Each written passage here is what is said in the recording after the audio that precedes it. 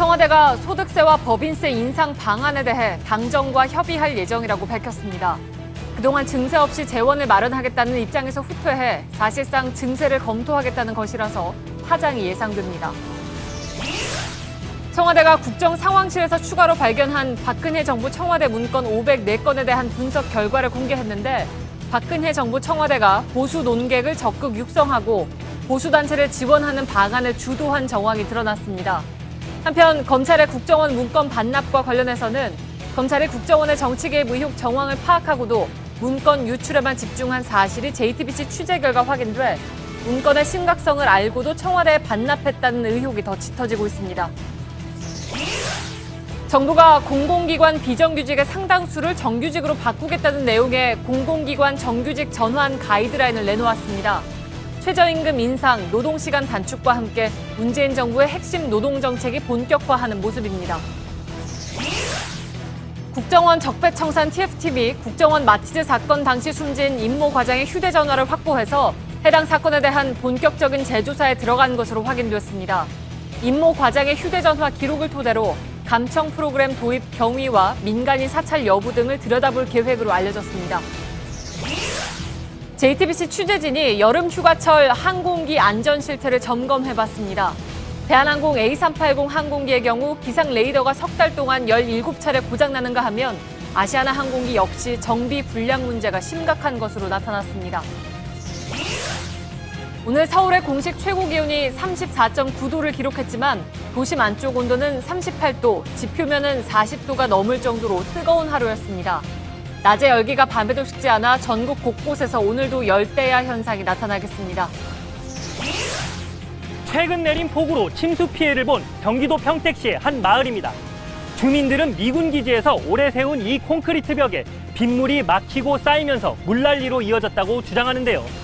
기지 측은 정확한 원인을 파악 중이라는 입장입니다. 논란의 현장을 밀착 카메라에서 살펴봤습니다. 에너지를 쓰던 자동차가 수소로 에너지를 만드는 시대로 현대자동차. 시청자 여러분, JTBC 뉴스룸입니다. 오랜 기간 논란이 됐던 법인세 등의 증세가 현실화될 가능성이 커졌습니다. 청와대는 오늘 법인세 과표 구간을 손봐야 한다는 여당의 건의를 받아들여서 정부와 관련 검토를 진행하기로 했다고 밝혔습니다. 문재인 대통령이 직접 주재한 국가재정전략회의 직후입니다.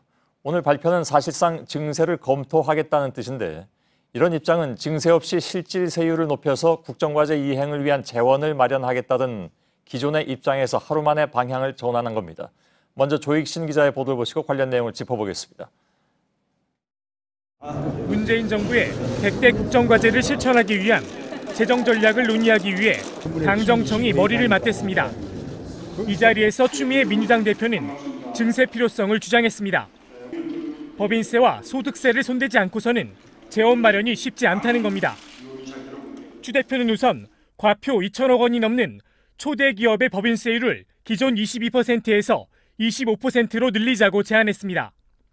이렇게 되면 세수 2조 9,300억 원이 늘어날 것으로 전망했습니다. 이와 함께 5억 원을 초과하는 고소득자의 소득세율도 40%에서 42%로 늘려야 한다고 밝혔습니다.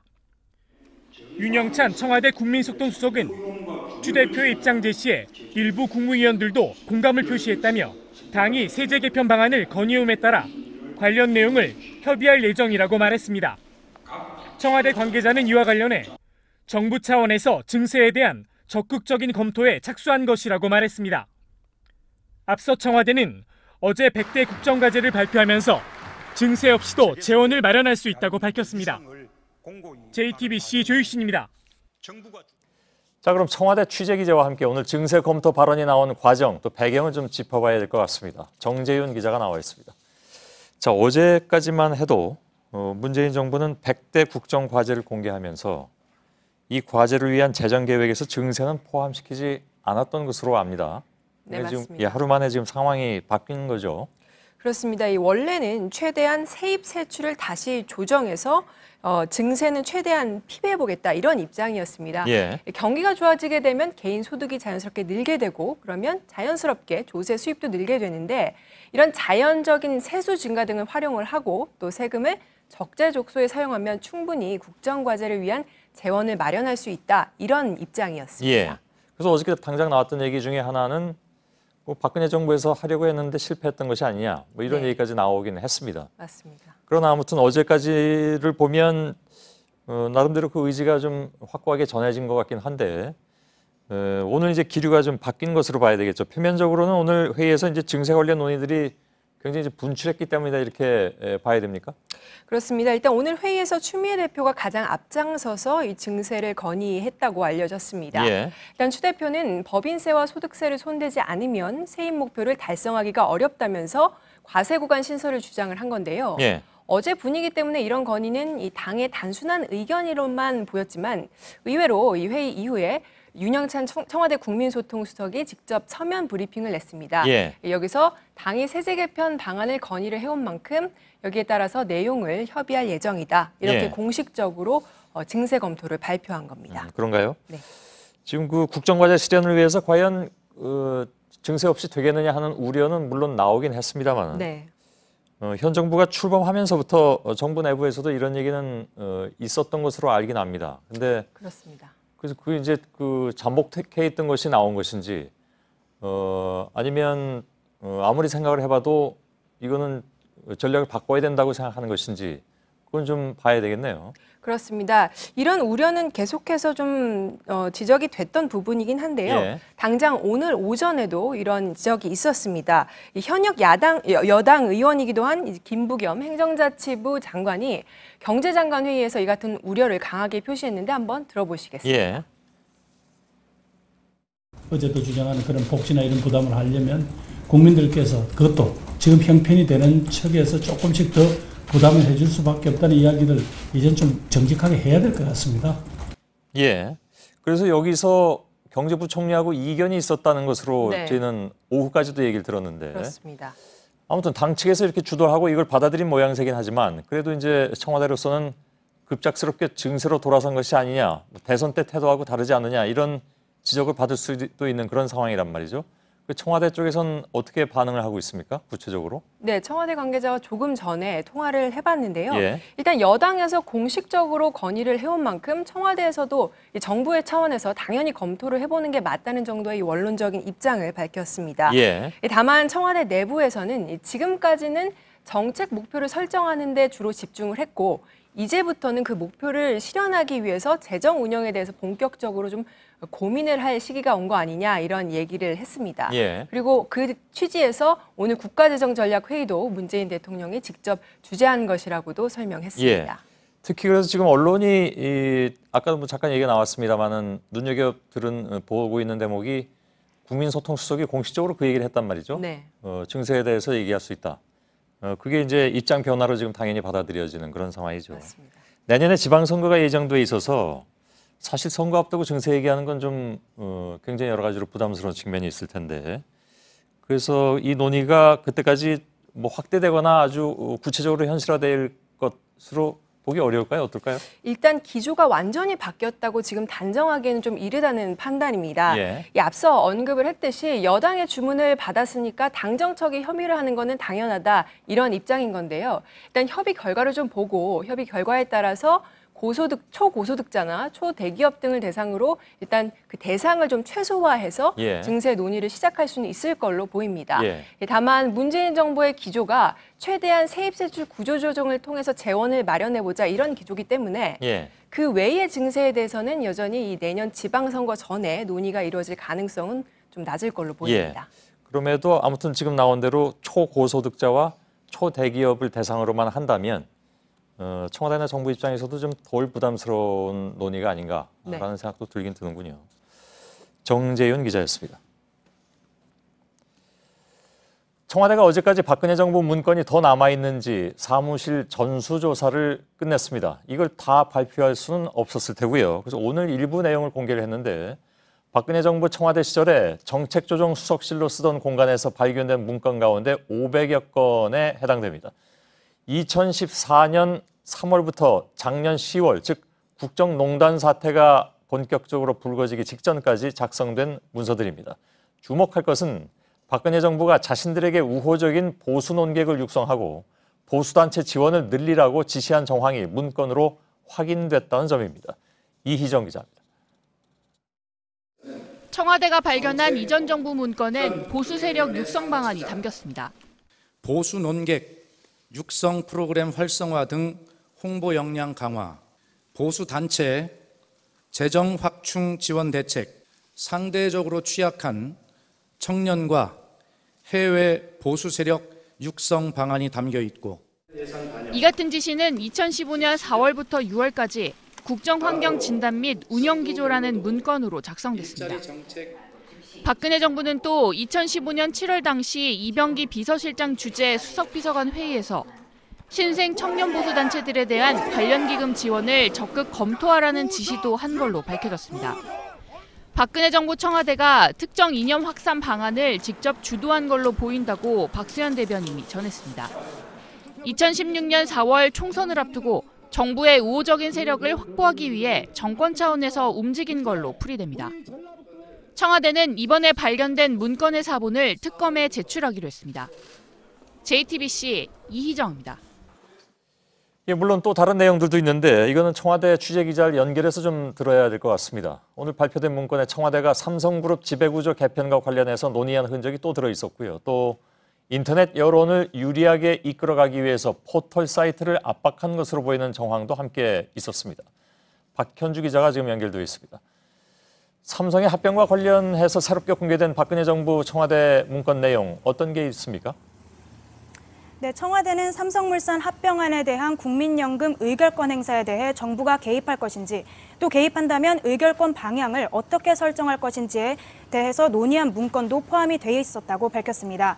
2015년 삼성물산과 제일모직 합병 당시에 삼성물산의 최대 주주였던 국민연금의 의결권 행사를 놓고 청와대 차원의 내부 논의가 있었던 흔적이 그대로 남아있는 겁니다. 예, 자, 당시에 이제 결국 의결권은 합병 찬성 쪽으로 행사가 됐습니다. 다 아는 것처럼. 근데 해당 문건 중에 정부의 이런 개입을 숨겨야 한다, 이런 지침도 들어있었다고요? 네, 청와대에 따르면 박근혜 정부 청와대가 생산한 문건에는 정부가 대기업을 지원하는 것처럼 보여지지 않도록 위원 구성을 신중하게 하고 또 관계부처도 한 목소리로 대응해야 한다고 지시한 대목이 나와 있습니다. 2015년 삼성 합병 당시의 정부의 대응과도 맞아떨어지는 대목인데요. 당시 박근혜 정부는 정부가 삼성 합병에 개입했다는 분석을 최대한 피하려고 한 것으로 보입니다. 예. 자, 그리고 또 한 가지 눈길이 가는 것이 예를 들면 이제 카카오톡 검색 기능이 좌편향돼 있다, 이런 분석도 그때 청와대가 내놓고 이에 대한 대책을 모색했다는 그런 내용이죠. 네, 아시는 것처럼 카카오톡 대화창에는 특수기호 샵을 통해서 검색창처럼 활용할 수 있는 서비스가 제공되고 있습니다. 그런데 이 서비스를 쓸 때 카카오톡이 연관 검색어로 제공하는 단어들이 박근혜 정부 청와대가 판단하기에는 친정부적이지 않다고 판단한 것으로 보입니다. 이 때문에 오늘 발표에 따르면 당시 청와대는 샵 검색이 좌편향적이라는 논란이 있다며 이를 개선해야 한다고 주문한 것으로도 확인됐습니다. 예. 자, 사기업이 제공하는 서비스를 개선하라 이렇게 하면 그건 어떤 뜻이 되는 건가? 그러니까 압박을 해서 바꿔라, 이런 뜻으로 받아들여질 수밖에 없는 거 아닌가요, 혹시? 이에 대한 정확한 해석은 아직까지 청와대가 내놓지 않았습니다. 다만 청와대는 이번에 발견된 문건 중에 포털의 수익을 환류하는 제도를 논의한 문건도 있다고 밝혔습니다. 소셜미디어를 운영하는 포털 입장에선 이 같은 청와대 차원의 논의가 상당한 압박으로 다가올 수 있었다는 분석이 나옵니다. 예, 알겠습니다. 청와대에 나가 있는 박현주 기자였습니다. 청와대에서 잇따라 발견되고 있는 문건들은 검찰 수사 결과에 따라서 국정농단 재판의 핵심 증거가 될지 주목받고 있는 상황이죠. 최순실 씨 변호인 이경재 변호사가 오늘 재판에서 검찰이 증거를 기습 제출하지 못하도록 막아달라고 재판부에 요청했습니다. 최 씨 역시 청와대 문건이 재판에 영향을 줄 것으로 판단한다는 분석이 나오고 있습니다. 박민규 기자입니다. 검찰과 특검은 청와대 캐비닛 등에서 발견된 문건을 조사하는 대로 국정농단 재판에 증거로 제출할 계획입니다. 그런데 최순실 씨 측 이경재 변호사는 오늘 재판에서 검찰이 청와대 문건을 기습적으로 증거로 제출하지 못하게 해달라고 재판부에 요청했습니다. 이 변호사는 캐비닛 서류를 기습적으로 제출하면 방어기회가 원천 봉쇄된다며 언제까지 제출해야 하는지 재판부가 정해달라고 말했습니다. 또 추가 증거가 제출되면 검토할 시간이 부족하다고 항의하기도 했습니다. 검찰과 특검이 청와대 문건을 제출하면 증거 채택에 반대하겠다는 의사를 내비친 겁니다. 이를 두고 최근 정유라 씨의 돌발 증언으로 입지가 불리해진 데다 재판 생중계 허용 논의까지 본격화하는 가운데 청와대 문건까지 나와 초조해진 최 씨 측 입장을 드러낸 거란 분석도 나옵니다. 법조계에선 이 변호사의 요청이 재판에 별다른 영향을 미치진 못할 것으로 내다봅니다. 재판 과정에서 양측은 언제든 새로운 증거를 제출할 수 있기 때문입니다. 재판부도 이 변호사 요청에 아무런 답을 내놓지 않았습니다. JTBC 박민규입니다. 예, 요즘 저희 뉴스에 문건에 대한 뉴스가 많아서 좀 헷갈리실 수도 있습니다. 지금까지 보도해드린 것은 그러니까 청와대가 지난 정부가 남기고 간 그런 문건들을 발견해서 발표한 것들이고, 저희가 단독으로 보도해드리고 있는 또 하나의 문건 관련 소식은 검찰이 지난 2012년 그러니까 박근혜 대통령이 탄생했던 18대 대선 당시에 국정원의 선거 개입 의혹 문건을 715건이나 확보해 놓고도 이걸 고스란히 선거 끝난 뒤 한 2년 뒤에 박근혜 정부 청와대에 반납해버린 사건입니다. 이 사건의 발단은 2013년 청와대 행정관 김모 씨가 청와대 문건 유출 혐의로 기소된 것이었습니다. 저희 취재진이 그 김 씨의 공소장을 입수했습니다. 그런데 딱 10줄짜리 공소장인데 이 길지 않은 공소장에조차 국정원의 국내 정치 개입 의혹이 짙게 드리워져 있었습니다. 서복현 기자의 보도입니다. 검찰은 2013년 2월 20일 국정원이 청와대에 보고한 문건 등을 빼돌렸다며 MB정부 청와대 행정관 김모 씨를 벌금 300만 원에 약식 기소합니다. 김 씨의 공소장입니다.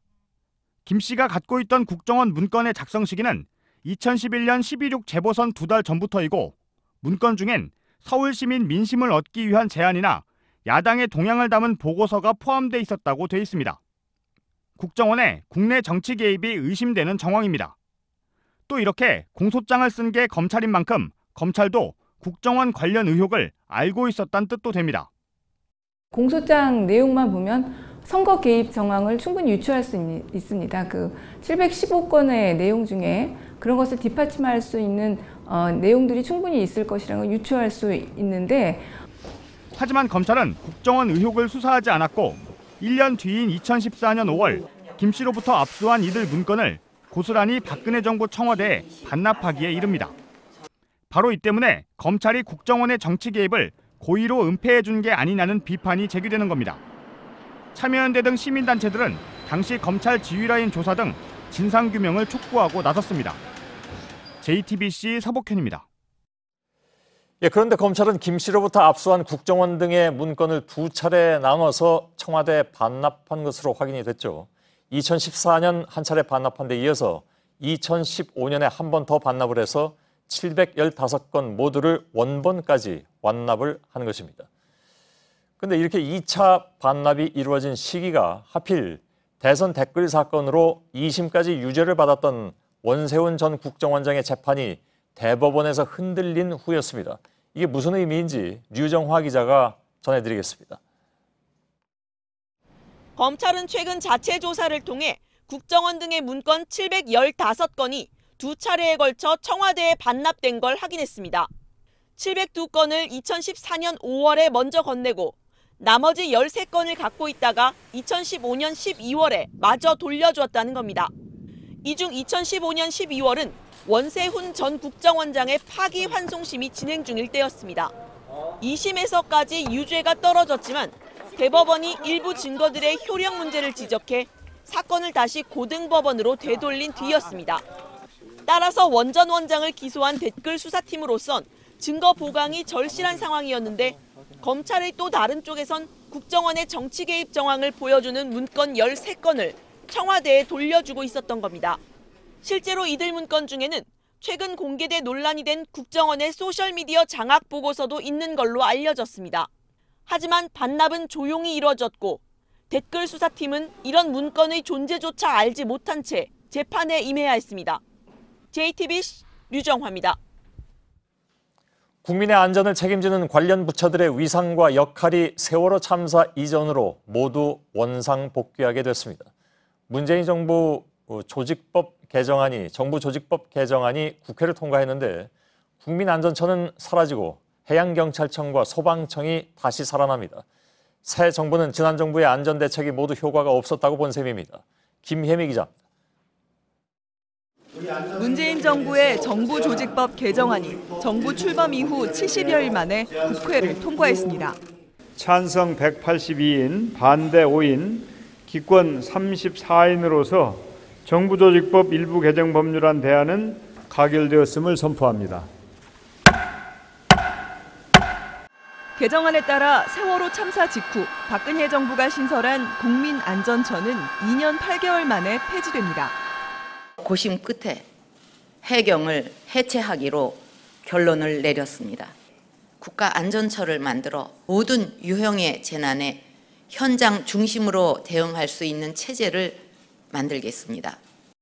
떨어져 나온 해경과 소방은 각각 독립청으로 분리됩니다. 해경은 해체 과정에서 경찰청에 넘겨준 수사 정보 기능도 다시 되찾습니다. 나머지 기능은 행정자치부가 맡으면서 행정안전부로 이름을 바꿉니다. 결국 세월호 이전의 안전관리 시스템으로 돌아가는 겁니다. 정부는 안전에 대해 국가와 지자체 간의 긴밀한 연계가 가능하도록 하기 위한 조치라고 설명했습니다.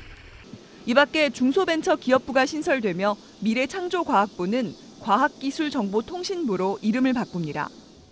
여야는 환경부로 물 관리를 일원화하는 문제는 9월 말까지 국회에서 논의를 이어가기로 했습니다. JTBC 김혜미입니다. 정부가 오늘 공공부문 비정규직을 정규직으로 전환하기 위한 가이드라인을 내놨습니다. 그 숫자가 만만치가 않습니다. 31만 명에 달하는 공공부문 비정규직의 상당수를 올해부터 순차적으로 정규직화하겠다는 것이 그 내용입니다. 최저임금 인상과 함께 새 정부의 핵심 노동 정책이 본격적으로 가동되는 것인데 취재 기자와 일문일답을 좀 해봐야 될 것 같습니다. 궁금한 점이 좀 많이 있으실 것 같습니다. 경제산업부 강나현 기자가 나와 있습니다. 자, 이번 정규직 전환 대상이 정확히 누굽니까? 네, 공무원은 아니지만 공공부문에서 일하는 비정규직 노동자가 대상입니다. 예. 여기에는 기간제 노동자와 파견 용역 노동자 모두 포함되는데요. 단 기준이 있습니다. 이들 가운데 상시 지속성 있는 업무를 하면 정규직으로 전환시키겠다는 겁니다. 예. 자, 그건 좀 이따 따져보도록 하고 실제로 정규직이 되는 인원은 그럼 얼마나 됩니까? 네, 전국 850여 개 기관의 그 공공부문 비정규직은 총 31만 명입니다. 예. 이 가운데 기간제가 19만 명, 파견이나 용역 노동자가 12만 명입니다. 아까 말씀드린 상시 지속 업무라는 기준으로 보면 파견, 용역 상당수는 포함이 되고 또 기간제 중에서도 조리사나 사무보조원 등 최소 2, 3만 명은 전환 대상이 될 거라는 추산입니다. 예. 결국 전체 미정규직의 절반가량인 15만 명가량이 실제로 정규직화될 것으로 보입니다. 예.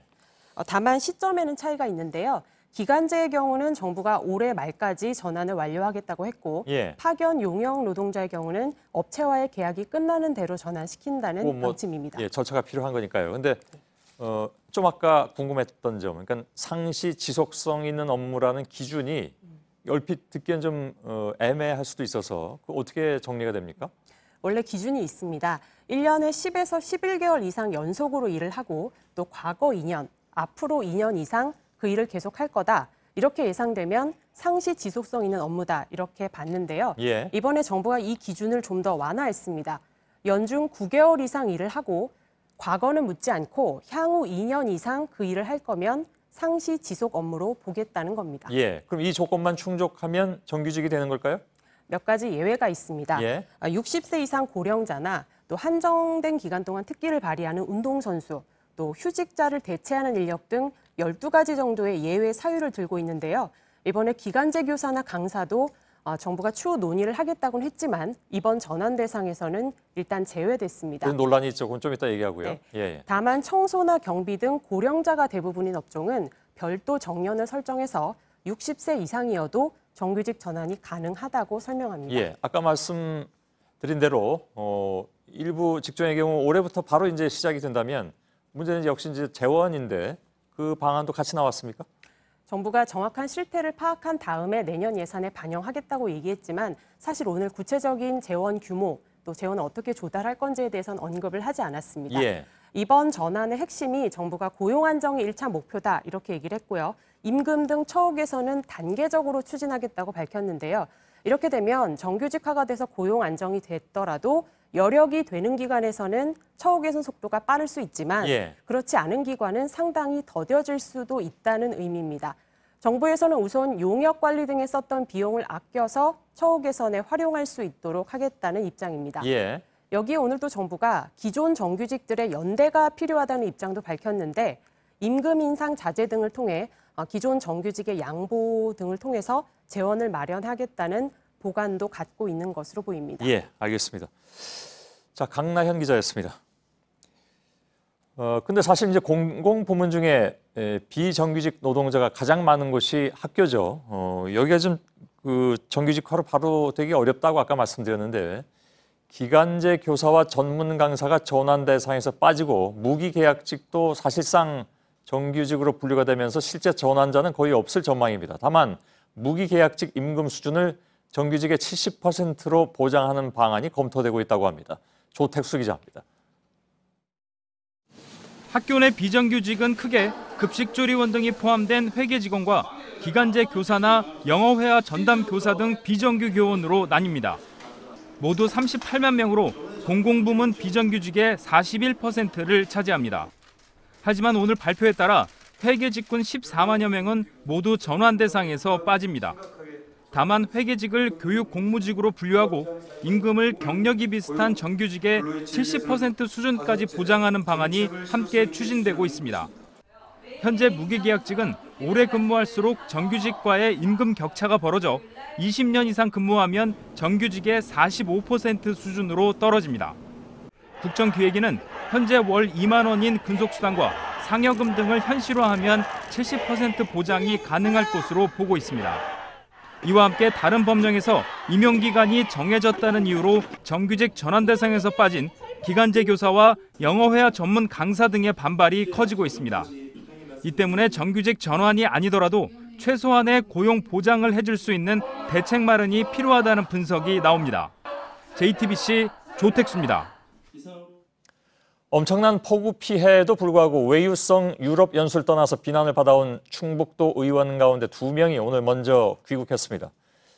그런데 아직 귀국하지 않은 김학철 의원이 국민들을 설치류에 비유한 발언이 공개돼서 논란에 기름을 붓고 있습니다. 정영재 기자입니다. 지난 18일 유럽으로 외유성 연수를 떠났던 충북도 의회 의원 중 2명이 일정을 중단하고 오늘 인천공항으로 입국했습니다. 더 있으면 안 되겠다 싶어 일찍 들어왔습니다. 그런데 비행기표가 여의치면서 하루 다음 날 들어오게 됐습니다. 하지만 아직 복귀하지 않은 자유한국당 김학철 의원의 발언이 공개되면서 여론은 더 끌어올랐습니다. 한 언론사와의 통화에서 국민들을 생각 없이 끌려다니며 집단 행동을 하는 집단 자살 들쥐 레밍에 빗대어 말한 겁니다. 폭염 속에서 복구 작업을 하던 이재민들은 분통을 터뜨렸습니다. 지역의 주민들이 난리인데 그래도 의원이라는 사람이 최소한의 양심은 가져야 되지 않나. 옆집 사람들도 도와주려고 하는데. 김 의원은 지난 2월 열린 친박 집회에서도 막말을 쏟아낸 바 있습니다. 대한민국 국회 250마리의 위험한 들이 있습니다. 이 미친 광견병들이 떠들고 있습니다. 미친 개들은 사살해야 됩니다. 김 의원과 수행원 등 나머지 6명은 방콕을 거쳐 22일쯤 귀국할 것으로 보입니다. 오늘 충북도 의회 앞에서는 연수를 떠난 4명의 도의원들의 사퇴 요구가 이어졌고 중앙당들도 이들에 대한 징계를 검토하고 있습니다. JTBC 정영재입니다. 예, 이렇게 충북도의원들에게 비난이 쏟아지고 있는 상황인데 사실 외유성 출장은 어제 오늘만에 또 이 지역만의 일도 아니죠. 올해만 해도 가뭄과 홍수로 피해가 커져도 또 사드 배치 문제로 지역구 민심이 들끓어도 연수를 가장한 것 같은 외유는 강행됐습니다. 물론 성과는 전무합니다. 이정엽 기자입니다. 지난달 28일 부산 기장군 의회 소속 의원 8명은 5일간 미얀마 양곤으로 공무 국외 연수를 떠났습니다. 친환경적 자연환경과 문화유산을 이용한 관광 개발을 연구한다는 목적을 내걸었습니다. 하지만 일정표를 확인해보니 패키지 여행 상품과 잘 구분이 안 됩니다. 이들이 연수를 떠날 당시 기장군은 40년 만의 가뭄으로 극심한 홍역을 앓고 있었습니다. 전남도의회 안전건설 소방위 의원 8명도 비슷한 기간에 호주와 뉴질랜드 등을 다녀왔습니다. 전남 남해안 섬 지역들이 먹을 물마저 부족해 배로 식수를 보급해야 할 정도였지만 의원들은 9일간의 외유를 강행했습니다. 사드 배치로 주민 불만이 폭발했던 김천시 의회도 예외는 아닙니다. 지난 3월 주민들이 촛불을 들고 있을 때 의원들은 도시행정을 견학한다며 두바이를 다녀왔습니다. 그리고 그들이 성과라고 남긴 건 외유성 출장에 걸맞게 여행 후기 수준의 짤막한 보고서가 전부였습니다. 가뭄도 사드도 막지 못하는 의원들의 외유성 출장에 주민들의 한숨만 깊어지고 있습니다. JTBC 이정엽입니다. 국민의당 제보 조작 사건을 수사 중인 검찰이 박지원 전 대표에 대한 서면 조사를 검토하고 있습니다. 앞서 이준서 전 최고위원은 지난 5월 1일 조작된 카카오톡 제보를 박 전 대표에게 바이버 메신저로 보낸 뒤에 36초 동안 통화한 바 있습니다. 검찰은 박 전 대표가 제보 내용의 허위 여부를 미리 알고 있었는지 등을 조사할 방침입니다. 4년 전에 문재인은 공산주의자다. 이런 공개 발언을 해서 수사를 받던 고영주 방송문화진흥회 이사장을 검찰이 오늘 불구속 기소했습니다. 박근혜 정부에서는 소환 조사를 하지 않다가 최근에 소환부터 기소까지 빠르게 진행하면서 늑장 수사라는 지적이 나오고 있습니다. 정원석 기자입니다. 지난 2013년 1월에 열린 자칭 보수단체의 신년회입니다. 고영주 방송문화진흥회 이사장은 감사로 일하던 당시 인사말을 하면서 문재인 후보가 불임 사건에 재심을 변호했기 때문에 공산주의자라고 말했습니다. 불임 사건은 1981년 50 군사독재 시절에 부산에서 발생한 용공 조작 사건으로 고 이사장은 공안검사로 불임 사건을 수사한 인물입니다. 저는 문재인 후보도 이거는 공산주의자이고 이 사람이 대통령이 되면 우리나라는 적화되는 건 그야말로 시간 문제다라고 저는 확신을 하고 있었기 때문에 발언 내용이 알려지자 문재인 대통령은 2015년 9월 고 이사장을 명예훼손으로 고소했습니다. 하지만 검찰의 수사는 전혀 진행되지 않았습니다. 대신 박근혜 전 대통령이 탄핵된 뒤 대선 직전인 올해 4월 말에야 고 이사장을 서면 조사했습니다. 그 뒤로도 3개월 동안 사건을 갖고 있던 검찰은 이달 11일 고 이사장을 비공개 소환 조사한 뒤 열흘 만인 오늘 명예훼손 혐의로 불구속 기소했습니다. 늑장 수사 지적이 나오는 이유입니다. 검찰은 또 당시 발언에 대해 이번 대선에 영향을 주려는 의도로 보긴 어렵다며 공직선거법 위반을 무혐의 처리했습니다. 고 이사장 임기는 내년 8월까지인데 대법원 확정 판결 결과는 그 안에 나오지 않을 수도 있습니다. JTBC 정원석입니다. 공정거래위원회가 하림그룹의 일감 몰아주기 의혹을 조사하고 있습니다. 공정위가 대기업 계열사들의 내부 거래를 살펴본 뒤에 실제 행동에 들어간 첫 번째 사례입니다. 하림을 시작으로 본격적인 조사가 진행될 것으로 보입니다. 구희령 기자입니다. 공정위 조사는 경영권 편법 승계를 위해 총수 아들 회사에 무리하게 일감을 몰아줬는지가 핵심입니다. 하림 창업주인 김홍국 회장은 2012년 당시 21살의 대학생이었던 아들 준영 씨에게 비상장 계열사인 올품의 지분 100%를 증여했습니다. 2011년 700억 원대였던 올품 매출은 지난해 4천억 원대를 기록했습니다. 5년 만에 6배가 된 겁니다. 무엇보다도 그동안 올품은 하림그룹의 지주사인 제일홀딩스의 최대 주주가 됐습니다. 김준영 씨는 올품을 통해 자산 10조 5천억 원인 하림그룹의 지분 44.6%를 확보하게 된 겁니다. 하림 측은 올품이 성장한 건 정당한 인수합병을 통해서였고 수직 계열화되어 있는 사업 구조 때문에 내부 거래가 많을 수밖에 없다고 해명합니다. 공정위가 프랜차이즈 갑질 조사에 이어 대기업의 일감 몰아주기 조사에 나서면서 김상조 위원장의 재벌 개혁 작업이 본격화할 것이란 관측도 나옵니다. 공정위가 올 3월부터 45개 대기업 집단의 내부 거래를 들여다본 만큼 하림을 시작으로 직권조사 대상은 더 늘어날 것으로 보입니다. JTBC 구희령입니다. 감사원이 FX, 즉 차세대 전투기 사업의 감사 기간을 또 한 차례 연장한 것으로 저희 취재 결과 확인됐습니다. 그런데 감사원이 이렇게 FX 사업에 대해 이례적으로 고강도 감사를 하는 이유, 수백억 원대 국부 유출 가능성이 감지된 것으로 보입니다. 유선희 기자입니다.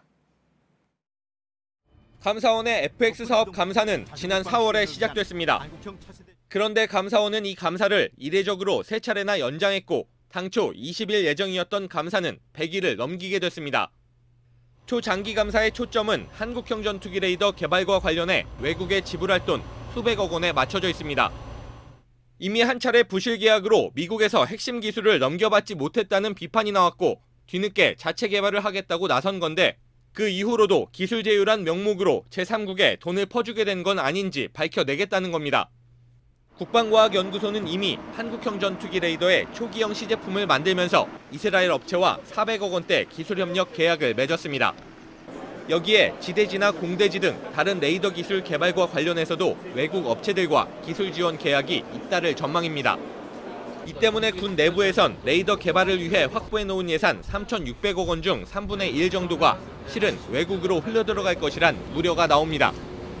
이에 따라 지난달부터 기술 이전 계약 관계자들을 조사해온 감사원은 오는 28일 감사 종료시까지도 관련 감사에 집중한다는 계획입니다. JTBC 유선입니다. 방산비리 수사를 받아온 하성용 한국항공우주산업 카이 사장이 오늘 사임하면서 수리호는 선진국의 무기 개발 과정도 그렇듯 명품이 되기 위한 과정이라고 주장해 논란입니다. 감사원이 1조 2천억 원이 투입된 수리온 헬기 사업의 부실을 지적하며 현역 방사청장까지 수사 의뢰한 상황에서 적절치 못한 발언이라는 지적입니다. 하 사장은 또 책임을 통감하고 향후 검찰 조사에서 성실히 설명드릴 것이라는 입장도 냈습니다. 최근에 국적 항공기가 잇따라 고장을 일으키면서 사람들의 걱정이 큽니다. 지난 주말에는 스위스로 가던 대한항공 비행기가 전투기의 호위까지 받고 독일에 비상 착륙했습니다.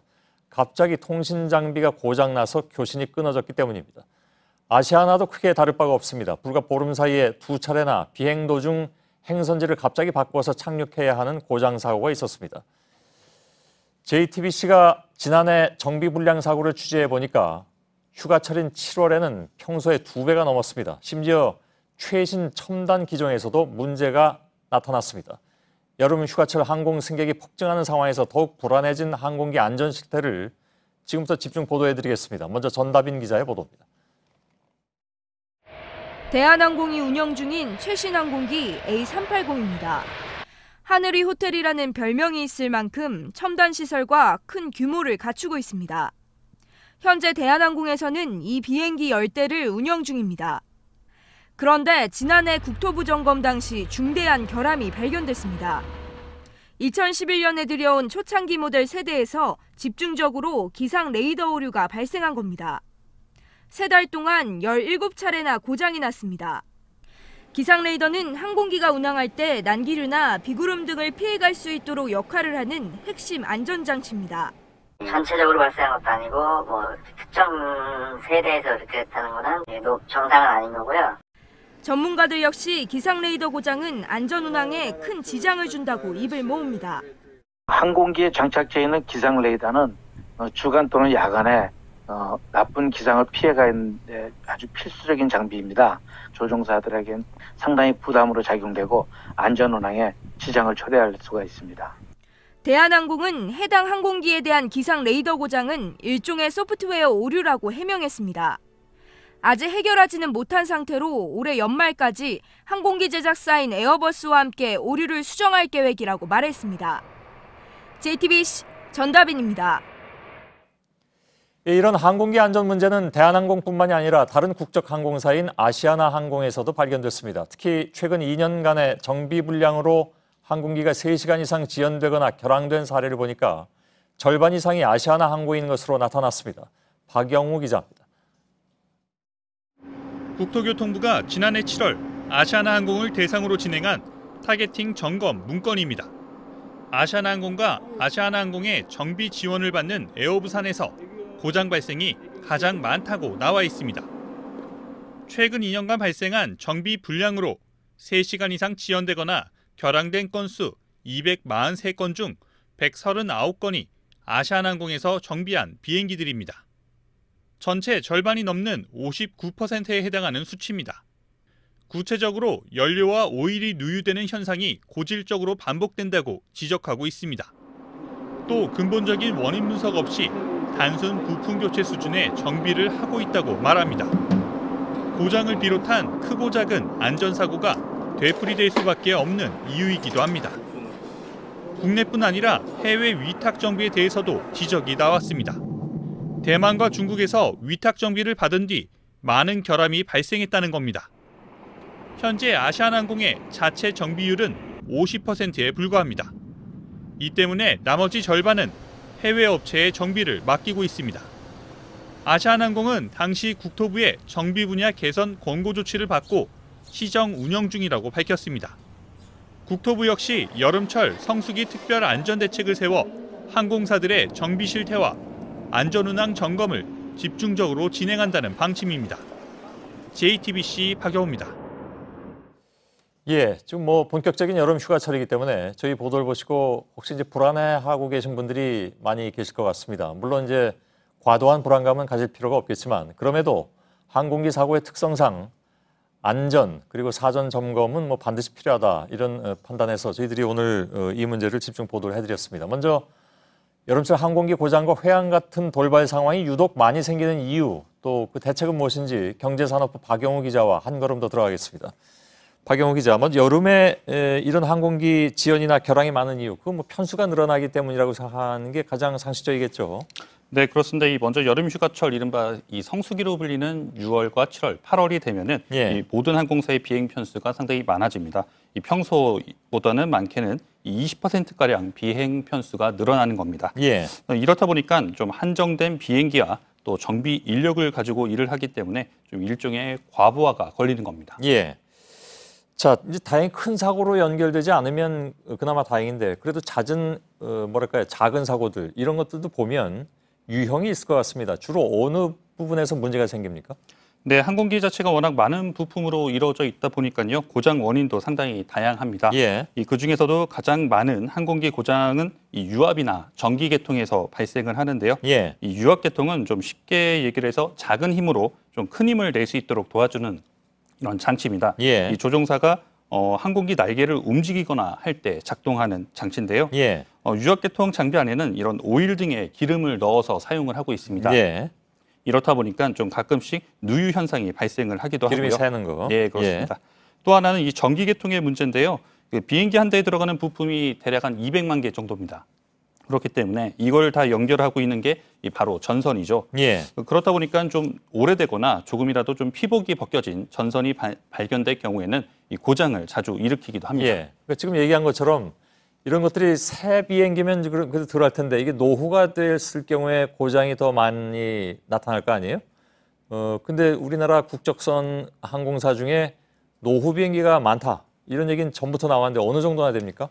네, 통상 한 20년 정도, 20년이 넘은 항공기를 노후 항공기라고 이야기를 합니다.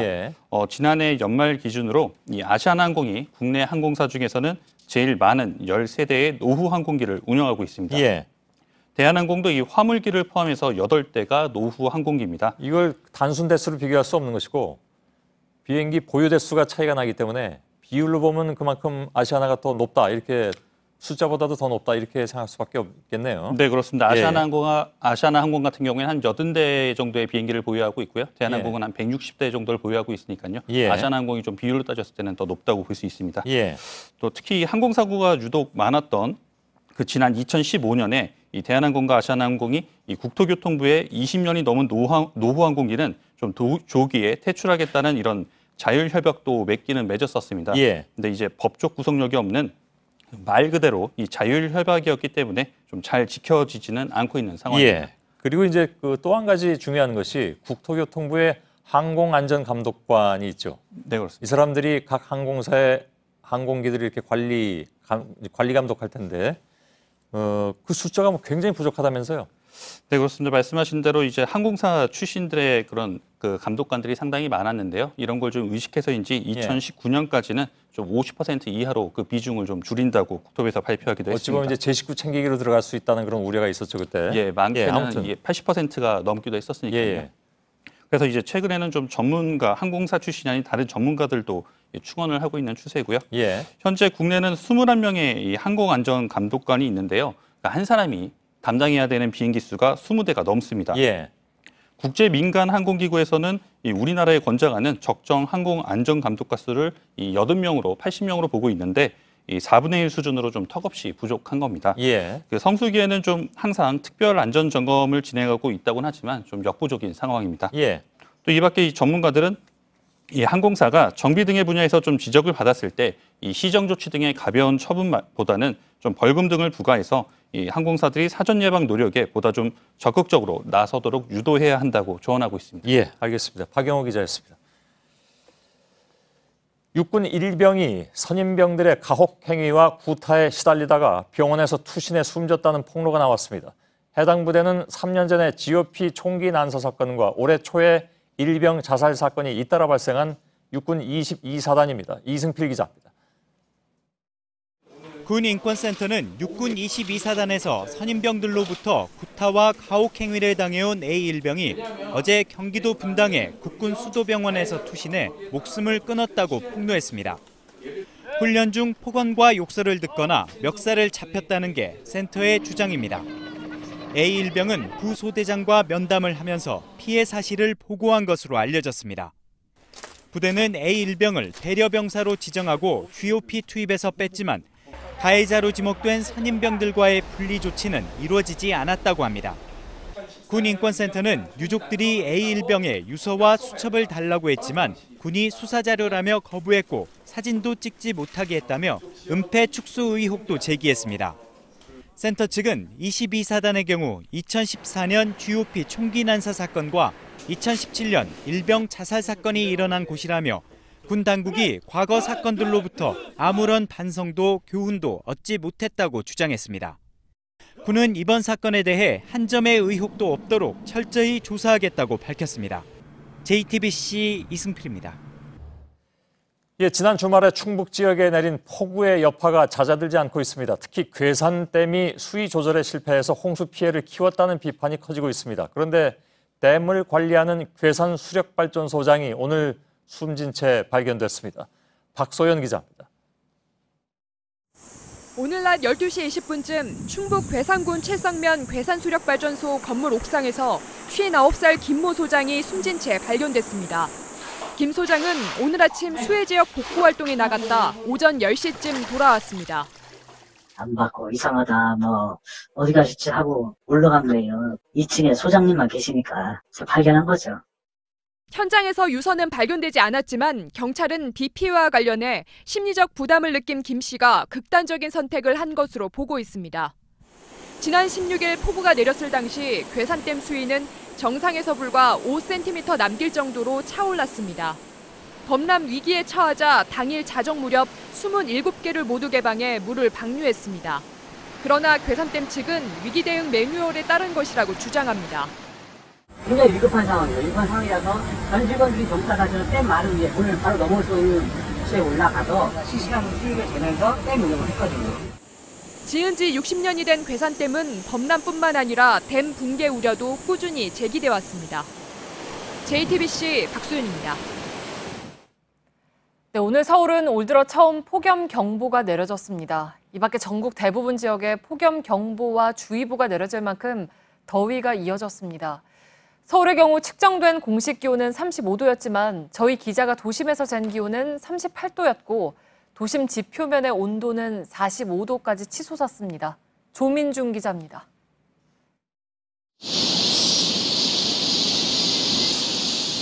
자원봉사자들이 시원한 물과 수박을 건넵니다.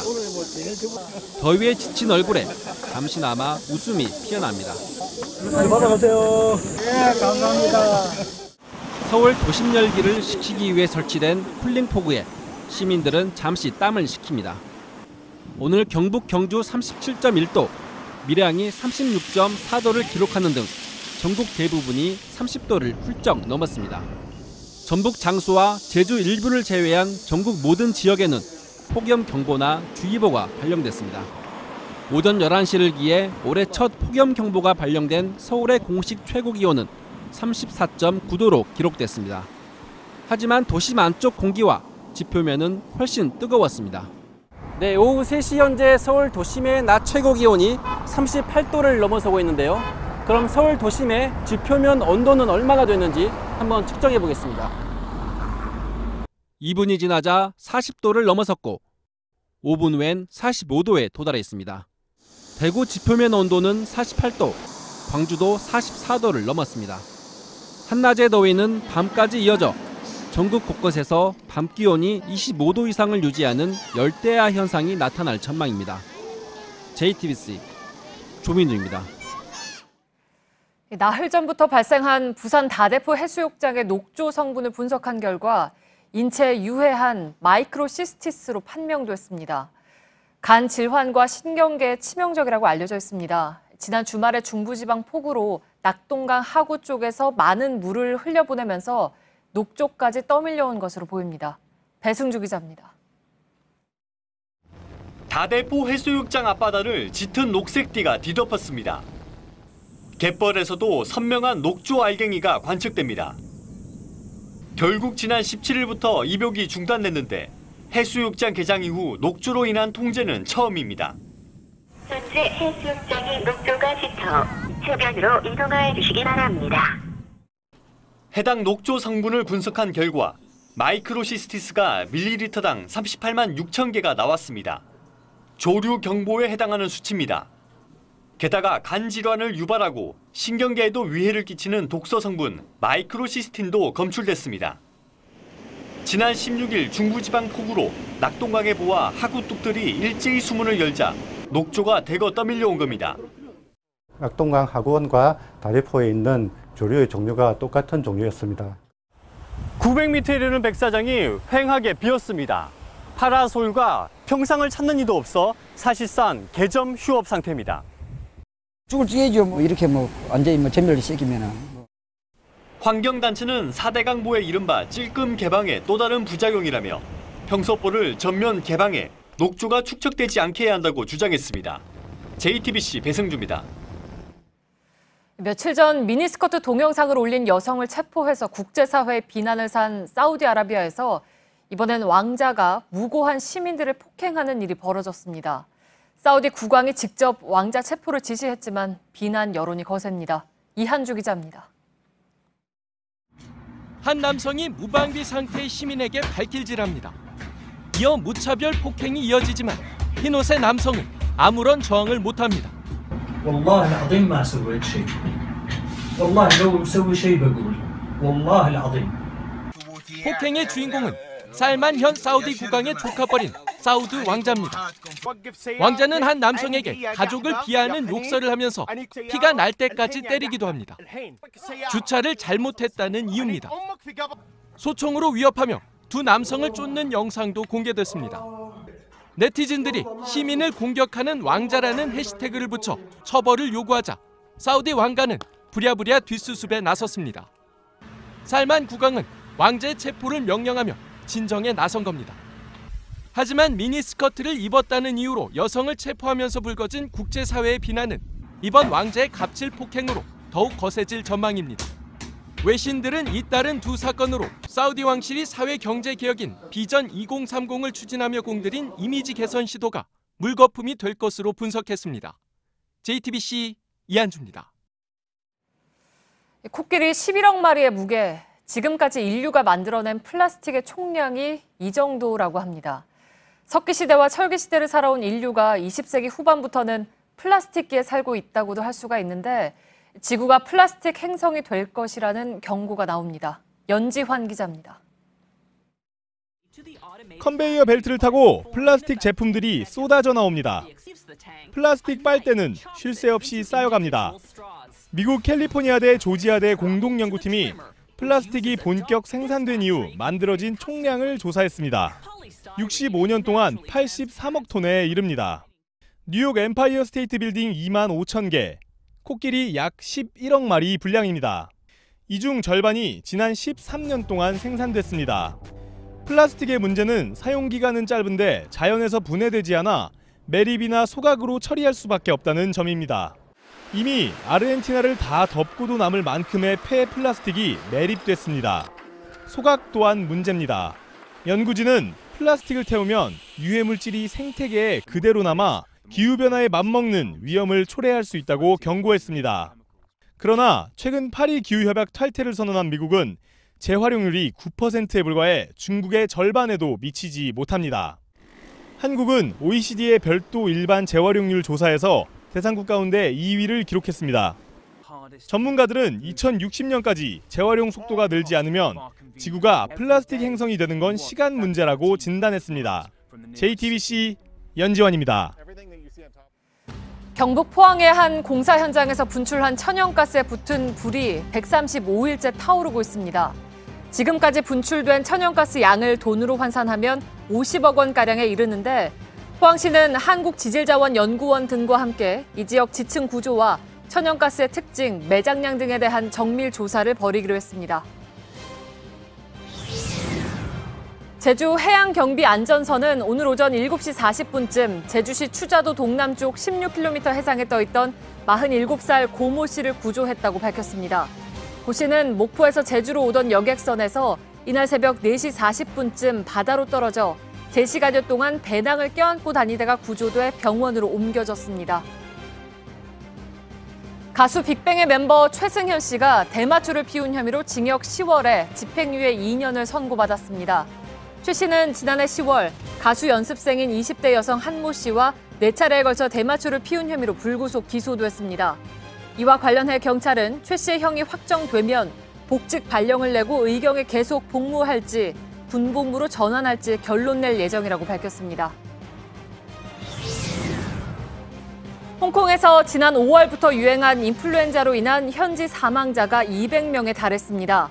질병관리본부는 홍콩에서 퍼진 인플루엔자 바이러스가 국내에서도 발생한 A형으로 38도 이상의 열과 인후통 증상을 동반한다며 홍콩을 여행할 때 손 씻기 등 개인 위생을 당부했습니다. 네, 무더운 날이 이어지고 있지만 이 더위를 뚫고 시원한 강스파이크를 날리는 선수들이 있습니다. 해변의 배구 세계 비치발리볼 대회가 울산에서 개막했습니다. 전영희 기자입니다. 해수욕장에 배구장이 들어섰습니다. 매끈한 코트 대신 모래 위로 몸을 날리는데 검붉게 그을린 맨살은 온통 땀과 모래범벅입니다. 2명의 선수가 한 팀을 이루는 비치발리볼은 체력과의 싸움입니다. 발이 푹푹 빠지는 모래밭에서 점프하다 보면 선수들은 금세 녹초가 됩니다. 강한 바닷바람 때문에 공을 다루기 쉽지 않은 것도 비치발리볼의 재미를 더합니다. 1996년 처음으로 올림픽 정식 종목이 된 비치발리볼은 미국과 유럽에서 인기 있는 여름 스포츠로 발전했습니다. 세계 여자 비치발리볼 대회 첫날 16강전에서 김가연, 김현지조는 일본의 세트스코어 0대2로 졌습니다. 윤혜숙, 이진화조도 뉴질랜드에 무릎을 꿇었지만 아직은 과정일 뿐입니다. 한 번 더 1승을 해보고 싶다는 생각을 위해서 또 미련을 못 버리는 것 같아요. 언젠가는 한 번 더 이길 수 있다는 생각으로. 2014년 인천 아시안게임에서 처음으로 8강에 오른 우리 비치발리볼은 내년 자카르타 아시안게임에선 첫 메달에 도전합니다. JTBC 전영입니다.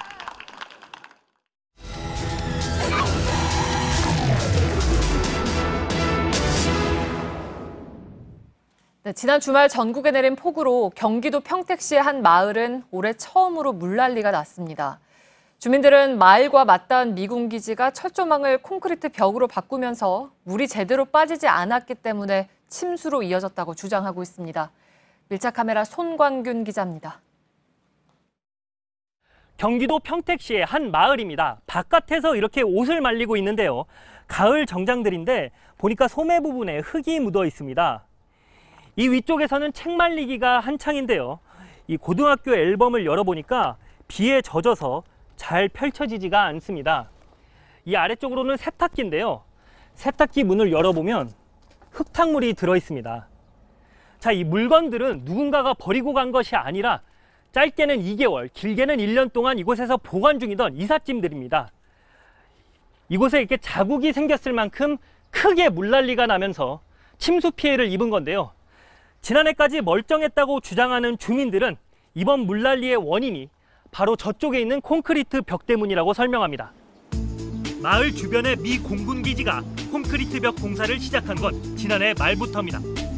기존엔 사이사이가 뚫려있는 철조망만 있었지만 땅을 파내고 3m가 넘는 벽을 만든 뒤 그 위로 철조망을 올렸습니다. 주민들은 빗물이 벽에 가로막혀 빠져나갈 곳이 없어졌다고 합니다. 마을과 맞닿은 벽의 길이는 수백 미터가 넘는데 배수로는 한 개뿐입니다. 주민들은 공사가 시작된 뒤 배수로를 늘리라고 요구했지만 받아들여지지 않았다고 합니다. 저희가 배수로 3개를 해달라 했더니 그게 안 된 거죠. 결국 지난 주말 100mm가 넘는 폭우가 쏟아진 뒤 마을은 순식간에 물에 잠겼습니다. 불과 1시간여 만에 도로가 침수됐고 집과 차를 지키려던 주민들의 노력도 물거품이 됐습니다. 지난 주말 내린 비로 꼼짝없이 침수된 자동차입니다. 겉으로 얼핏 보면 큰 피해가 없는 것 같아 보이는데요. 안을 보면요, 이렇게 시트에는 여기까지 흙이 차올랐고 이쪽은 아직 마르지도 않은 상태입니다. 바닥에는 진흙이 가득하고요. 앞으로 와서 본네트를 열어보면요, 이 엔진룸까지 모두 흙탕물이 쓸고 간 흔적이 나옵니다. 20년 동안 이곳에 살던 한 주민은 집안 바닥의 장판을 모두 드러냈습니다. 닷새째 집이 마르기만을 기다리지만 언제 또 비가 올지 몰라 걱정입니다. 계속 비가 왔어 저렇게 사는데 뭐 살 수 있겠어요? 뭐 똑같은 심정이니까요. 보관 창고가 물에 잠겼던 이사업체도 날벼락을 맞았습니다. 가구나 가전제품은 피해 액수를 책정할 수 있지만 다른 물건들은 고객들에게 보상할 방법도 마땅치 않습니다. 세분이 와서 지금 한숨만 쉬다 가셨어요. 어떻게 뭐 보상 문제도 내가 얘기할 수도 없고, 저도 피해자지만 그 소비자분들도 피해자고. 해당 지자체는 공사 과정에서 주민들의 요구사항을 미군기지 측에 전달했지만 협조를 얻지 못했다고 말합니다. 그 주민들 의견을 이제 수렴을 해가지고 이제 계속 요구를 했었어요. 미군 부대 측에. 그게 수용이 안 됐던 거고 계속해서 지금 과정 중에 있었던 거예요, 지금. 주민들 주장에 대한 미군 측의 입장을 물어봤습니다. 해당 부대는 JTBC에 보낸 성명을 통해 현재 주민들을 대상으로 피해 상황을 확인하는 한편 이번 침수의 정확한 원인이 무엇인지 조사 중이라고 밝혔습니다. 지자체와 미군 측은 뒤늦게 피해 규모 파악에 나섰는데요. 언제 또 폭우가 올지 모르는 주민들은 걱정을 거두지 못합니다. 지금이라도 배수 시설을 늘리는 등 피해를 최소화할 수 있는 대책이 필요해 보입니다. 밀착 카메라 손광균입니다.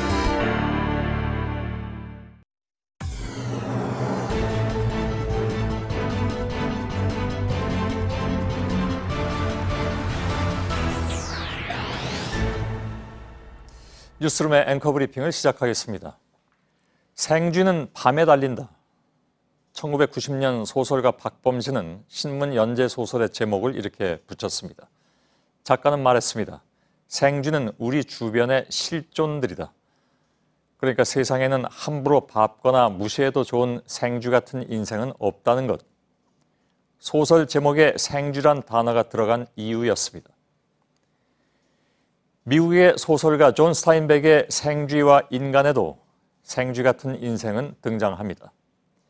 1920년대 미국 대공황 시대 이주 노동자들이 겪어야 했던 가장 밑바닥의 생활. 그들은 덫에 걸린 무력한 생쥐와 같은 모습이었고 세상은 그들을 구원하고 있는 것인가? 작가는 세상을 향해 묻고 있었습니다. 국민들이 레밍 같다.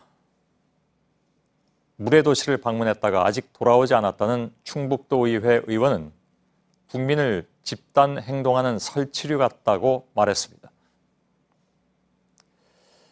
하긴 국회의원들 다 가는 해외 출장을 지방의원이라 해서 가지 말란 법이 있느냐? 불만이 있긴 하겠으나 그것이 외유성이라는 것은 지난 수십 년간의 경험을 통해서 이제는 삼척동자도 알고 있을 뿐더러 하필 도민들이 수해에 시달리고 있는 상황에서 함부로 던진 그 말들은 수해가 핥히고 간 상처들을 덧나게 하기에 충분했습니다. 돌아보면 자의가 아닌 타의로 인해서 우리 시민이 사람이 아닌 짐승이 돼야 했던 야만의 시간들이 있었습니다. 한국인은 들쥐와 같다던 이른바 레밍론의 원조격인 전 주한 미군 사령관이란 자의 발언을 시작으로 가족 잃은 이들의 슬픔을 비하한 자가 있었는가 하면 영화 속 그 발언을 현실화시켰던 자, 그리고 이번에 국민을 레밍이라 한 자까지 국내외를 막론하고 유쾌하지 못한 망언의 계보가 생긴 셈이죠. 그래서 정말 오랜만에 이 말씀을 다시 드리게 됐는데 우리는 언제까지 이런 자들의 망언을 듣고 있어야 하는가? 여기서 자자는 놈자자입니다. 오늘의 앵커 브리핑이었습니다.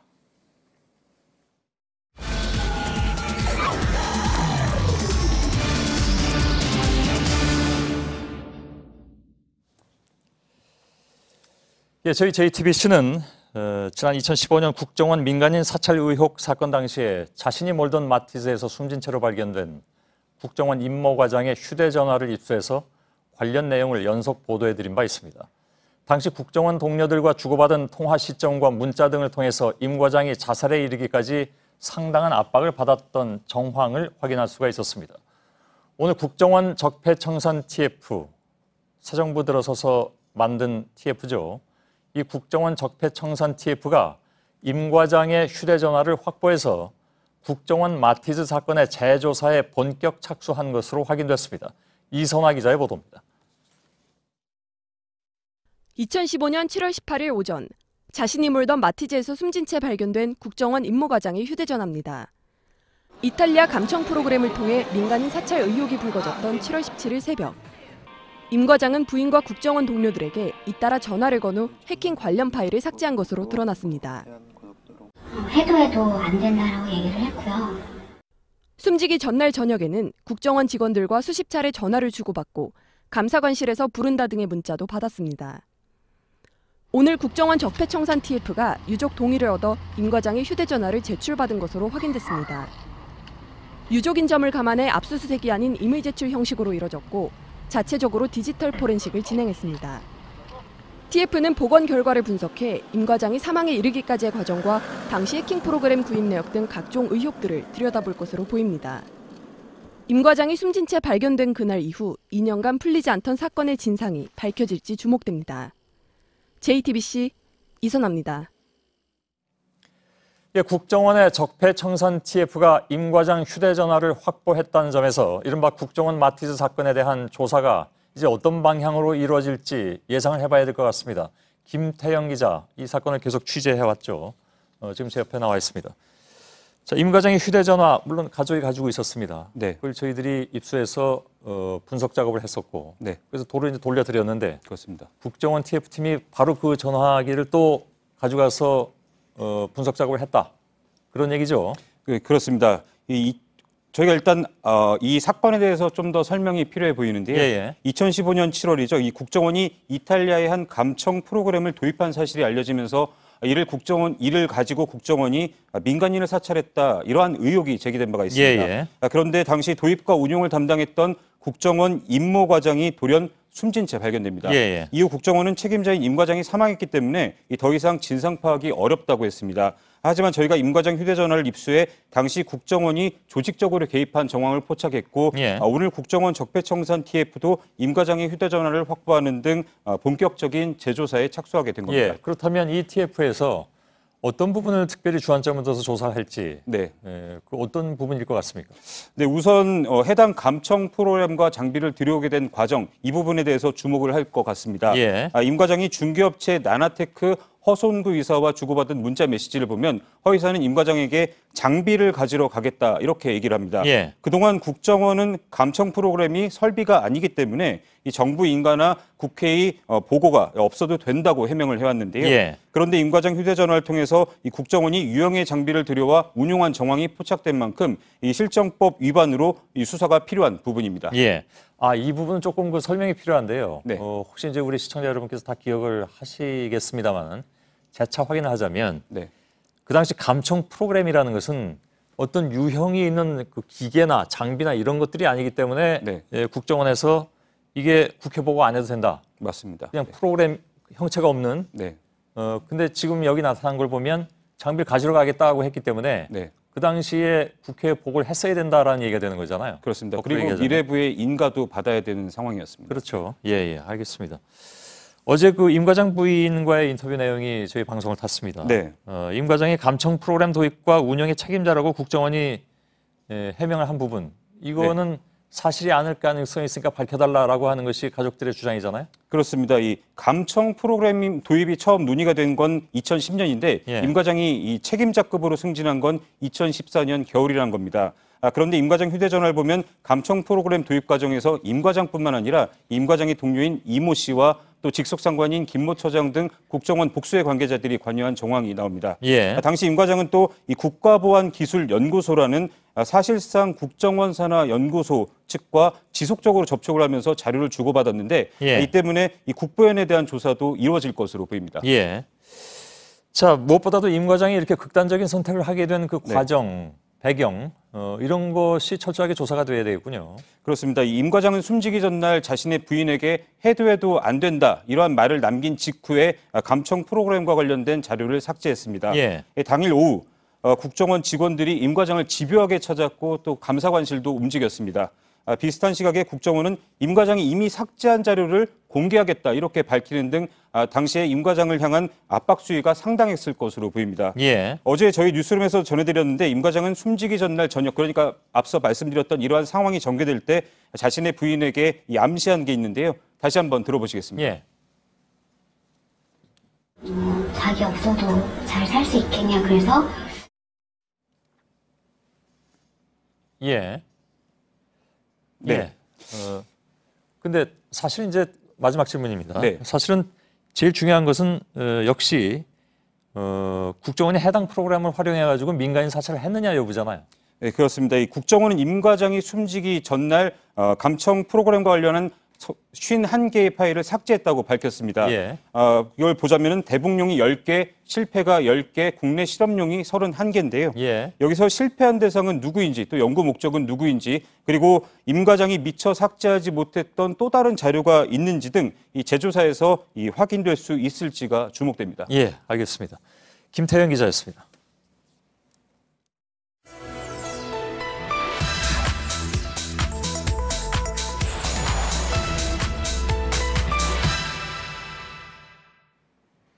네, 1998년 10월 당시 대학생이던 정모 씨가 한밤중에 차에 치여 숨졌습니다. 사건 직후 주변에서 정 씨의 속옷이 발견이 됐고 남성 DNA가 검출됐습니다. 하지만 수사는 진척이 없었습니다. 그리고 14년 뒤 다른 성범죄를 저지른 스리랑카인의 DNA가 이것과 일치한다는 결과가 나왔습니다. 또 2명의 스리랑카인이 추가로 연루가 됐고 피해자의 물건을 빼앗았다고 검찰은 밝혔습니다. 그래서 특수 강도 강간 혐의로 재판에 넘겨졌죠. 하지만 4년 만인 그제 무죄가 최종 선고됐습니다. 미제로 남게 된 이 사건, 검찰은 스리랑카에서 다시 재판을 열 수 있는 방안을 검토 중입니다. 팩트체크가 법무부를 통해서 그 가능성을 취재를 했습니다. 오대영 기자, 우선 무죄가 나온 이유부터 좀 볼까요? 네, 한국에서 강간죄 공소시효는 5년입니다. 네. 그리고 여러 명이 가담한 특수강간죄는 10년입니다. 그런데 2013년의 기소 시점에 이미 공소시효가 다 지나버렸습니다.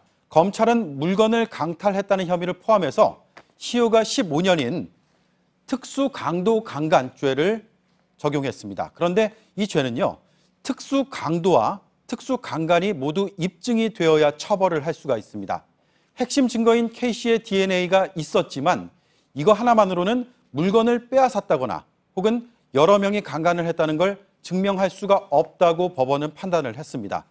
CEO가 지난 일반 강간죄는 기소를 못했으니까 법원 판단을 아예 받지 못한 겁니다. 네, 근데 이제 스리랑카에서는 강간죄 공소시효가 20년이고 그래서 이제 본국으로 다시 돌려보내서 진실을 좀 따져보자 이런 얘기들이 지금 나오고 있는 거죠. 네, 우리보다 시효가 15년 긴데요. 네. 절차상으로 보면 방법은 충분히 있습니다. 네. 우리 정부가 요청을 하고 스리랑카 정부가 수락을 하면 됩니다. 사법공조조약이 맺어지지는 않았지만 외교부를 통해서 할 수 있습니다. 다만 이 요청을 받아들여도 한국에서의 수사와 재판과는 별개로 처음부터 다시 수사, 기소, 그리고 재판 절차가 시작이 됩니다. 사건이 1998년 10월 17일에 일어났으니까 K씨가 진범이라면 내년 10월 16일에 스리랑카에서 그날까지는 기소를 해야 되는 상황입니다. 네, 그러니까 1년 석 달 정도가 남았는데 근데 보통의 경우에 한 번 재판이 끝나면 같은 사건으로 다시 이제 재판을 하지 않는 일사부재리 원칙 이거는 좀 문제가 되지 않습니까? 네, 어떻습니까? 그 부분은 법무부에 확인해 봤는데요. 네. 일사부재리 원칙은 서로 다른 나라에서는 적용이 되지 않는다고 합니다. 네. 별도의 규정이 없거든요. 따라서 한국에서 재판을 받았다는 이유로 스리랑카에서 재판을 못 받는 건 아닙니다. 문제는 이런 절차가 아니고 스리랑카 정부의 의지입니다. DNA라는 물증이 있지만 자국민에 대해서 얼마나 적극적으로 수사에 나서줄지 미지수입니다. 그래서 외교적인 노력이 병행돼야 될 필요가 있습니다. 네, 그러니까 결국에는 스리랑카 정부에 달려 있다는 건데 예전에 혹시 좀 비슷한 사례가 있습니까? 그러니까 외국인이 한국에서 재판을 받고 자국으로 돌아가서 재판을 또 받는 일은 단 한 건도 없었습니다. 네. 2014년에는 부천 귀가 여성 살인 사건이 있었고 당시 용의자가 러시아인이었는데 러시아로 도주를 했습니다. 최근에 자신의 나라에서 1심에서 무기징역이 선고가 됐습니다. 하지만 러시아가 수사와 재판을 처음부터 대신했기 때문에 이번 사건과는 차이가 좀 있습니다. 네, 그러니까 피해자 아버지는 이제 초동 수사의 실패를 지속적으로 비판을 해왔고 그리고 또 강간죄 공소시효가 너무 짧은 거 아니냐라는 시청자분들의 의견도 있었는데요. 그러니까 네. 이런 점들이 좀 복합이 돼서 더 진실 규명하는 데 어려웠겠군요. 맞습니다. 네. 한국에서 말씀드린 대로 강간죄만 보면 공소시효가 5년입니다. 네. 그리고 DNA 증거가 새로 나오면 10년을 연장하는 조항이 생기긴 했습니다. 하지만 이번 사건에 적용되진 않고요. 미국은 25개 주에서 강간죄 공소시효가 아예 없습니다. 27개 주에서는 공소시효가 끝났더라도 DNA 증거가 새로 나오면 공소시효를 없애거나 연장을 할 수가 있습니다. 영국은 강간죄 같은 중대 범죄에 대해서 공소시효를 두지 않습니다. 일본은 우리와 똑같습니다. 이번 사건을 기회로 성범죄에 대한 공소시효 문제까지 다시 한번 생각해 봐야 될 필요가 있어 보입니다. 네, 근데 사실 이제 공소시효 제도가 좀 그 국가 형벌권이 좀 불완전하고 그리고 그 범죄인을 좀 교화를 시켜서 사회에 다시 좀 복귀시키는데 형벌의 이유가 있다라는 걸로 취지로 이제 도입이 된 건데 그래서 또 순기능도 있고 근데 또 지금처럼 이제 연장을 더 해야 한다라는 목소리도 나오고 네. 또 영국 같은 경우에는 실제로 우리보다 좀 더 강력하게 대응을 하고 있는 거군요. 팩트체크 오대영 기자였습니다.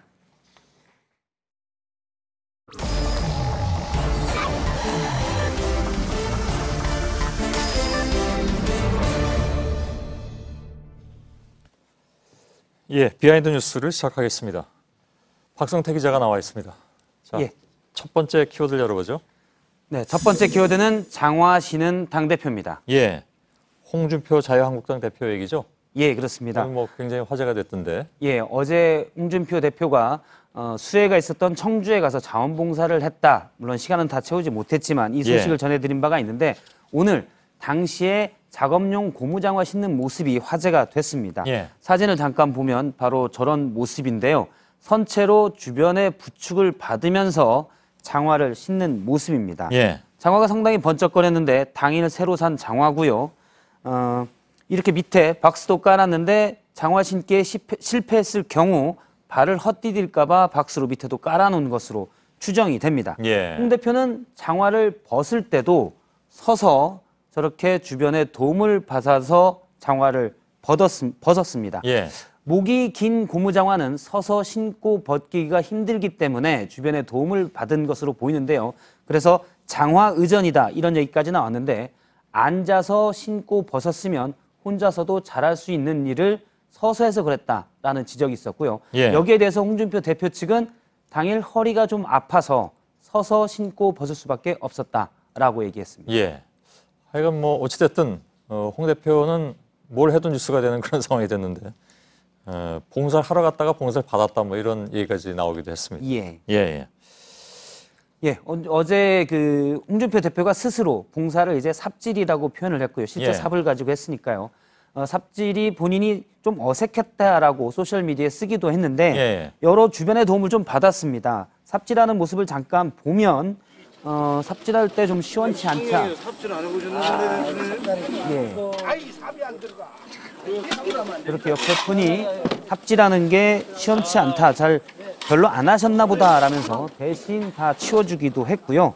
아무래도 이제 봉사보다는 홍준표 대표의 그 자원봉사하는 모습을 촬영하는데 많이 그 주변에 관심이 많았는데 홍준표 대표도 뭐 부담스러웠는지 이제 일하자 이런 얘기도 했습니다. 어제 전해드린 바와 같이 그렇지만 봉사는 예정보다 짧은 1시간 만에 끝났는데요. 지난 대선 당시에 홍준표 대표는 당당한 서민 대통령을 강조했고 서민 보수를 강조했는데 앞서 장화 신는 모습을 보면 서민 이미지와는 거리가 먼 것 아니냐 이런 지적이 나왔습니다. 두 번째 키워드는요? 두 번째 키워드는 그들의 중요한 약속입니다. 물난리 와중에 외유성 출장을 간 충북도 도의회 의원들에 대한 비난이 커지고 있는데 오늘 자유한국당 김태흠 최고위원이 일부 두둔을 했습니다. 해외에 약속이 있어서 갔다 이런 주장들에 대해서 약속을 냈다가 파기하는 부분들이 빈번하게 이루어지면 국가가 신뢰를 잃는 문제가 있다면서 이들을 두둔했는데요. 뭐 안 가는 것이 바른 판단이었다라고 전제는 했지만 그러면서 또 국민들에게 너무 감정적으로만 대응하지 말라 얘기를 해서 적절했냐라는 지적이 있습니다. 뭐 국가 신뢰까지 얘기할 만한 상황인가 하는 것은 뭐 다른 의견이 많이 있을 수 있겠습니다. 그렇습니다. 원래 예정된 8박 10일 일정에서 김 의원이 말한 중요한 약속이 뭔가 한번 살펴봤더니 축제 현장 관계자를 만나고요. 지금 5개의 공식 일정이 있는데 그다음에 관광센터, 관광 안내소를 방문하는 게 있고 비엔날레 주전시장을 가고요. 그다음에 피렌체와 밀라노 시청을 방문해서 이 관광산업 담당자와 좀 미팅이 있습니다.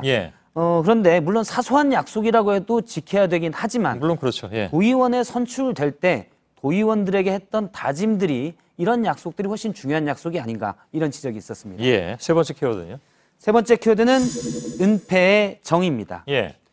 최근 청와대에서 연일 지난 정부의 문건들이 발견되고 있는데 이 문건들에 대한 새로운 해석이 나와서 주목을 끌었습니다. 정규 한국경제신문 논설군문이 최근 인터넷 방송에서 한 주장인데요. 직접 들어보겠습니다. 박근혜 전 대통령이 출연했던 거기 얘기하는 건가요? 맞습니다. 지난 1월에 박근혜 전 대통령을 단독으로 인터뷰했던 인터넷 방송입니다. 직접 들어보겠습니다. 대통령이 무엇을 은폐하고 무엇을 단속했어요. 다 그대로 있잖아, 자료가. 다 그대로 있잖아요. 청와대에서 발견된 문건들이 다 그대로 있다. 즉 은폐가 아니다는 건데요. 지난 3월 박근혜 전 대통령이 탄핵될 당시 헌재의 선고 요지에는 이런 부분이 있습니다. 박근혜 전 대통령이 많은 이제 헌법과 법률을 위배했는데 그 사실에 대해서 국회와 언론의 지적에도 불구하고 오히려 은폐하고 관련자들을 단속했다. 이게 이제 탄핵의 선고 이유 중에 하나였는데 문건이 나왔으니 은폐가 아니다. 이런 주장입니다. 헌재 판단이 틀렸다. 뭐 그런 주장이겠죠. 그렇습니다. 그래서 인터넷 방송에서도 이정미 재판관이 뭐 사과해야 된다 이런 투로 얘기를 했는데요. 그런데 국립국어원의 정의에 은폐를 좀 살펴보면 은폐는 덮어서 감추거나 가려 숨긴다는 뜻입니다. 물론 이제 문건들이 발견된 걸 보면 숨기지 않았으니 은폐가 아니다 이렇게 주장할 수도 있겠지만 하지만 이전 청와대가 문재인 정부의 인수인계한 기록물들이 거의 없었고요.